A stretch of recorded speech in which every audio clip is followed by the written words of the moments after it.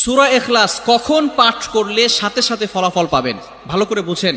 সূরা ইখলাস হচ্ছে পবিত্র কোরআনুল কারীমের ভিতরে ছোট সূরাদের ভিতরে অন্যতম একটি সূরা। তবে ফজিলতের দিক থেকে সূরা ইখলাস হচ্ছে গুরুত্বপূর্ণ ফজিলত, এবং এই সূরাটা এমন একটা সময় আল্লাহ পাক রব্বুল আলামিন নাজিল করে দিয়েছেন যখন আল্লাহ রাসূল সাল্লাল্লাহু আলাইহি ওয়াসাল্লাম দ্বীনের প্রচার করতে লাগলেন।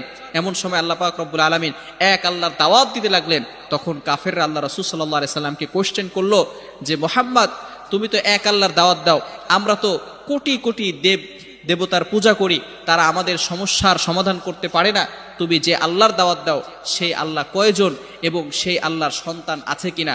সাথে সাথে আল্লাহ পাক রব্বুল আলামিন এই কাফেরদের প্রশ্নের উত্তরে আল্লাহ রাসূল সাল্লাল্লাহু আলাইহি সাল্লামের কাছে এই সূরাটি নাজিল করলেন, কুল হুয়াল্লাহু আহাদ আল্লাহুস সামাদ লাম ইয়ালিদ ওয়া লাম ইউলাদ ওয়া লাম ইয়াকুল লাহু কুফুয়ান আহাদ। আল্লাহ পাক রব্বুল আলামিন এক, অদ্বিতীয়, এবং আল্লাহ